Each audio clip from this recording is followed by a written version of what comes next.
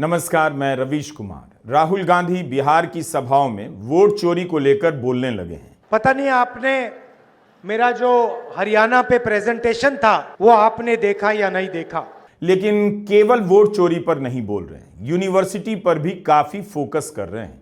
इस rally report में आपको देखने का मौका मिलेगा कि नालंदा यूनिवर्सिटी को लेकर अमित शाह किस तरह से बात कर रहे हैं और राहुल गांधी किस तरह से बात कर रहे हैं। गोदी मीडिया ने बहुत जल्दी कहना शुरू कर दिया था कि बिहार में वोट चोरी मुद्दा नहीं है, जनता के बीच एसआईआर को लेकर कोई बहस नहीं है। या वो मीडिया कह रहा है जिसने एसआईआर के मुद्दे पर जनता के बीच जाकर किस तरह की धांधली हो रही है उसकी रिपोर्टिंग तक नहीं की।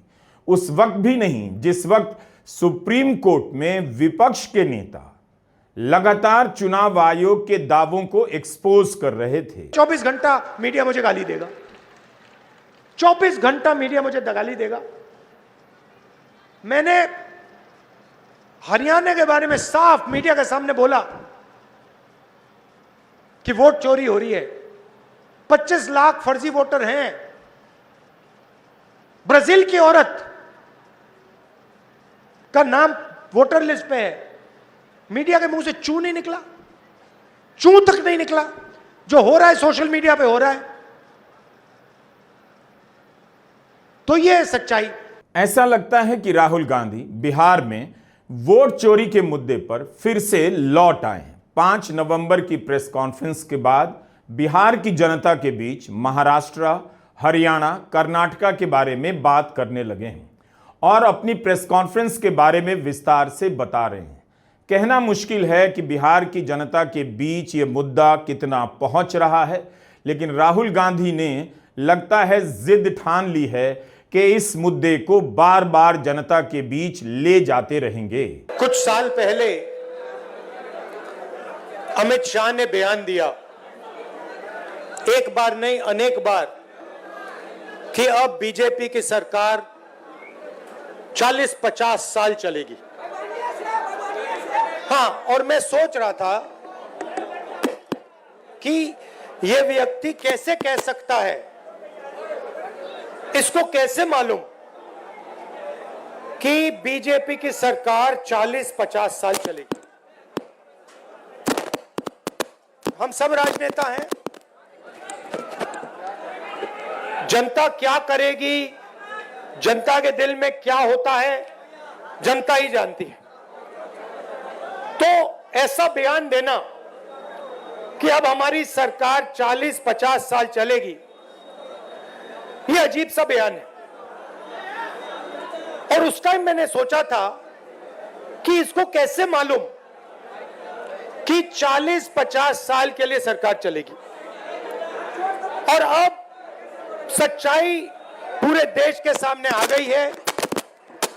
वो ये बात इसलिए कह सकते हैं कि वो वोट चोरी करते हैं, और ये चोरी इन्होंने अभी नहीं चालू की। मैं आपको बता रहा हूं, एक दिन ये आएगा बाहर। क्या प्रधानमंत्री मोदी और गृह मंत्री अमित शाह राहुल गांधी के आरोपों और सवालों के जवाब देंगे, या इन दोनों ने चुप्पी का रास्ता तय कर लिया है? आखिर सरकार क्यों नहीं चाहती है कि चुनाव आयोग भी राहुल गांधी के आरोपों का सही से जवाब दे, ताकि जनता को भी भरोसा हो? अमित शाह खुद से जांच की मांग तो कर ही सकते हैं। यह रैली रिपोर्ट है, इसमें हम किसी एक नेता के 3-4 भाषणों को सुनते हैं, पढ़ते हैं और आपको बताते हैं कि उनमें किन बातों पर अलग से जोर दिया जा रहा है। राहुल गांधी अपने भाषणों में इस सवाल का जवाब खोजते नजर आए कि बिहार के लोग इतने मेहनती हैं फिर भी इतने गरीब क्यों हैं? क्योंकि आप में इतनी नॉलेज है, इतनी समझ है, आप दुनिया के शिक्षा के सेंटर बन सकते हो। हिंदुस्तान छोड़ो, दुनिया के सेंटर बन सकते हो। आपके लोग बाकी प्रदेशों में जाके काम करते हैं, मेहनत करते हैं। आप जहां भी देखो बिहार के लोग आगे हैं, मगर बिहार में आप सबसे पीछे हो। बिहार में आपके पास कुछ नहीं बचा। अक्सर शिकायत होती है कि चुनाव में यूनिवर्सिटी की खराब हालत बहस का मुद्दा नहीं बनती, नेता भी इस पर बात नहीं करते। इस चुनाव में कई सभाओं में राहुल गांधी ने हार्वर्ड और कैम्ब्रिज यूनिवर्सिटी की तरह बिहार में भी यूनिवर्सिटी बनाने की बात की है। लेकिन क्या यह मुद्दा बिहार के उन युवाओं में बहस पैदा कर पा रहा है जो यूनिवर्सिटी की तलाश में भारत के कई राज्यों में पलायन करते हैं? और मैं आपको एक वायदा करता हूं, गारंटी करके आपको एक वायदा करता हूं जो मैं पूरा करूंगा। जैसे ही हिंदुस्तान में इंडिया गठबंधन की सरकार आएगी, हम फिर से बिहार में दुनिया की सबसे बेहतरीन यूनिवर्सिटी खोलेंगे। एक मैसेज देंगे बीजेपी को, पूरी दुनिया को, कि दुनिया की सबसे अच्छी यूनिवर्सिटी, हार्वर्ड यूनिवर्सिटी से अच्छी, स्टैनफोर्ड यूनिवर्सिटी से अच्छी, ऑक्सफोर्ड यूनिवर्सिटी से अच्छी हमारी नालंदा यूनिवर्सिटी है, बिहार की यूनिवर्सिटी है। और यह बिहार के युवाओं के लिए बनाई गई। और जितना भी पैसा लगेगा, मैं बता रहा हूं, जितना भी पैसा लगेगा, मैसेज, दुनिया को मैसेज देने के लिए हम उस यूनिवर्सिटी में पैसा लगा देंगे, क्योंकि हम चाहते हैं कि फिर से हिंदुस्तान में, बिहार में दुनिया की सबसे बेहतरीन यूनिवर्सिटी हो और पूरी दुनिया से लोग आए।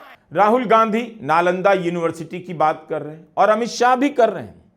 एक ही यूनिवर्सिटी को लेकर दोनों के अप्रोच में जमीन आसमान का अंतर नजर आता है। भाइयों बहनों, ये नालंदा में कभी बहुत बड़ी विद्यापीठ, नालंदा विद्यापीठ हुआ कर, दुनिया भर से लोग हमारे नालंदा में पढ़ने के लिए आ रहे थे।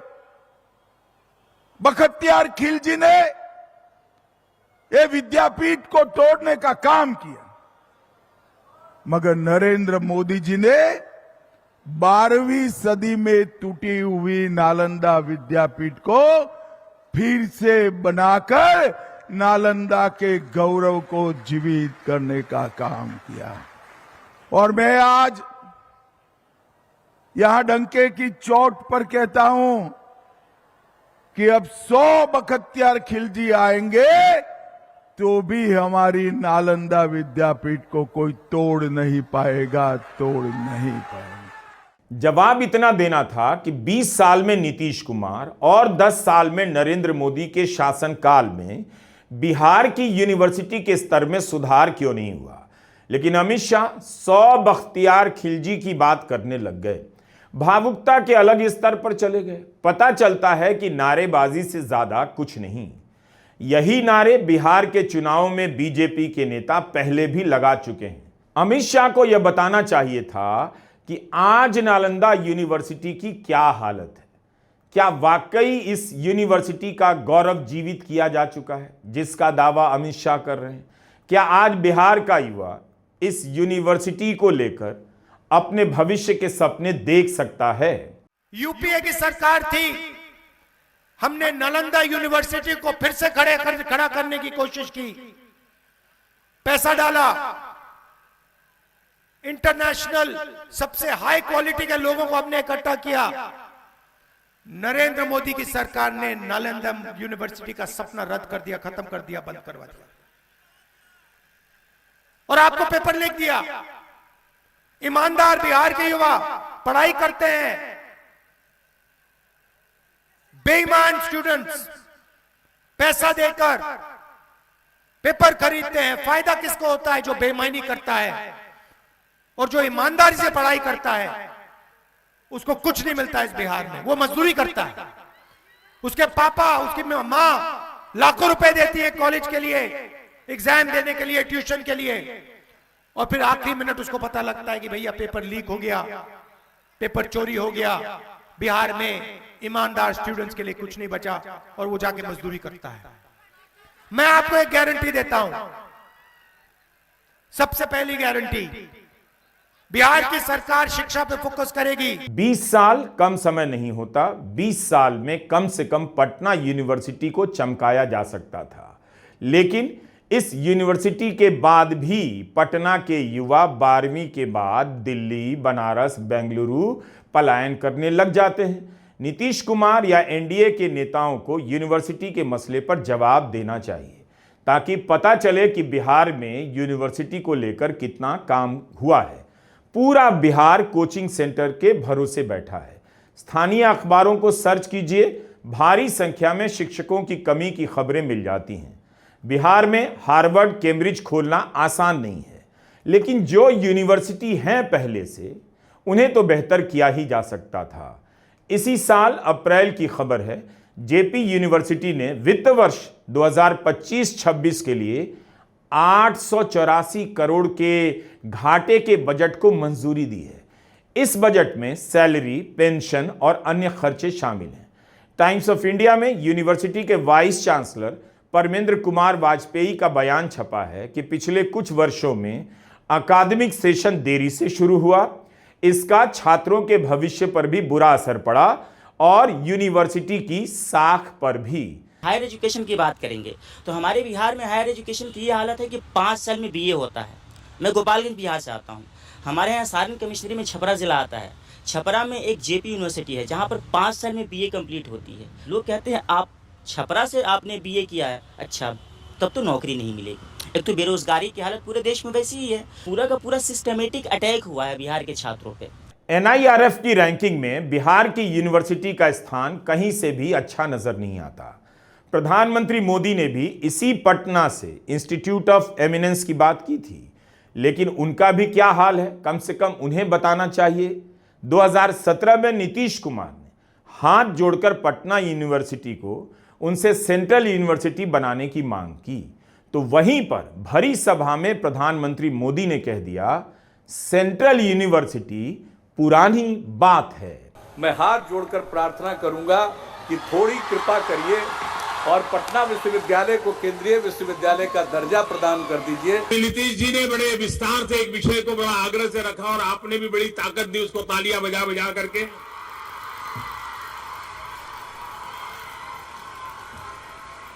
लेकिन मैं मानता हूं एक केंद्रीय यूनिवर्सिटी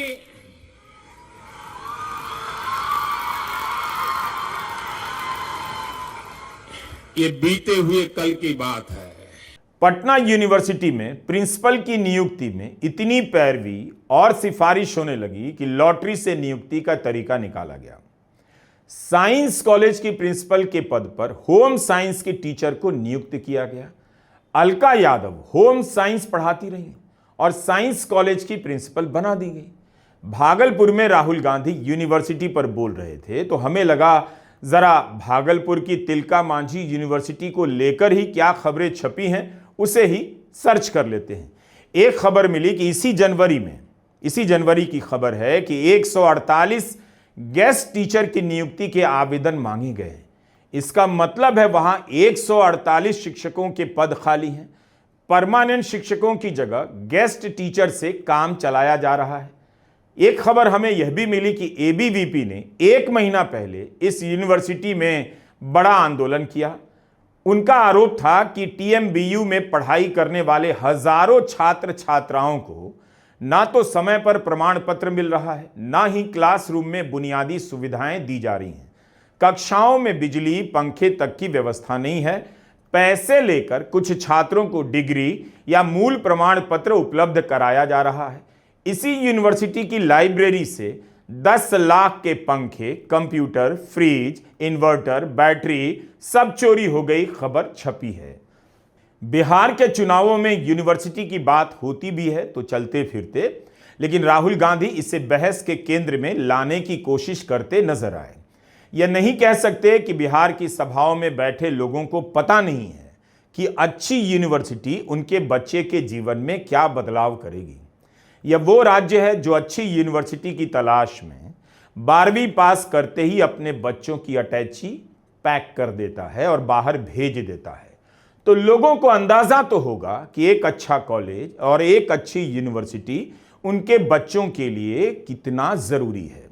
बीजेपी को ढंग से इस बहस में आना चाहिए और बताना चाहिए कि इस वक्त बिहार का कौन सा ऐसा कॉलेज है या कौन सी ऐसी यूनिवर्सिटी है जिसने शिक्षा के लिए होने वाले माइग्रेशन को रोक दिया है। देश में आजकल बस 50-60 लोग सपना देख सकते हैं। अंबानी के बेटे हो, अदानी के बेटे हो, अमित शाह के बेटे हो, जो सपने देखने देख लो। अमित शाह के बेटे को क्रिकेट बैट पकड़ना नहीं आता,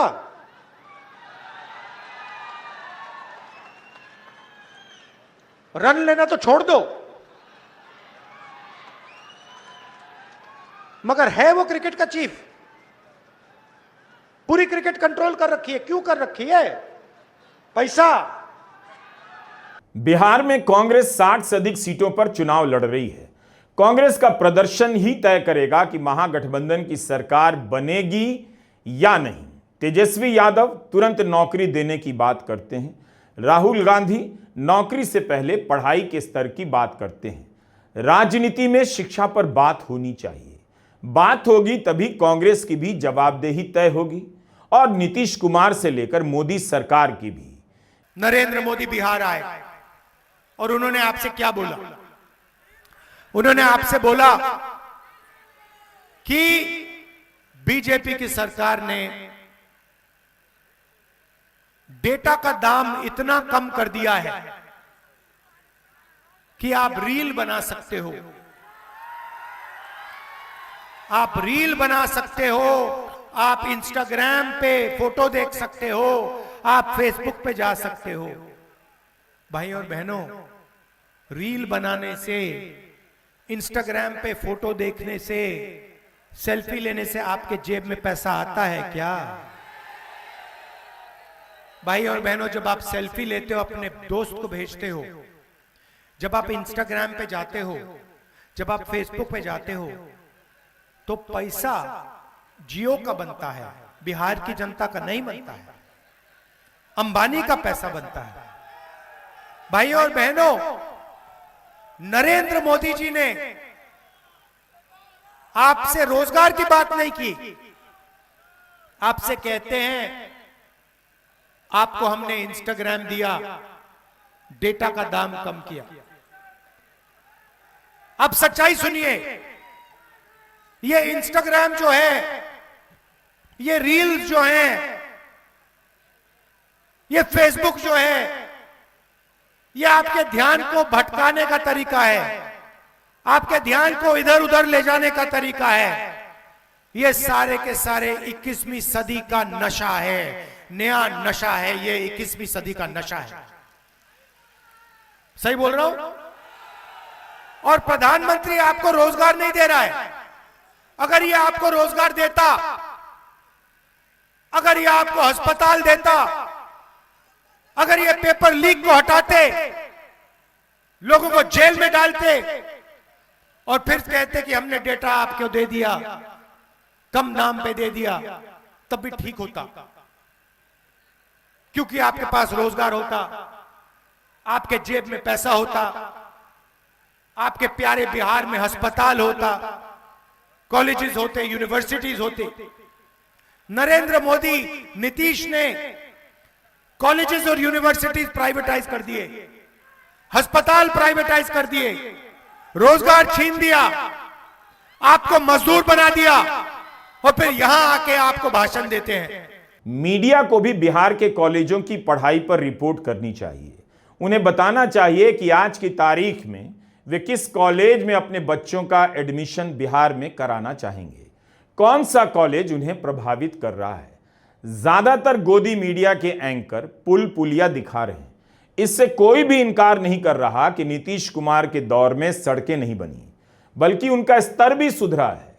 बात उसकी क्यों नहीं हो रही जो हुआ नहीं और जिसका असर युवाओं के भविष्य पर पड़ रहा है। नमस्कार, मैं रवीश कुमार।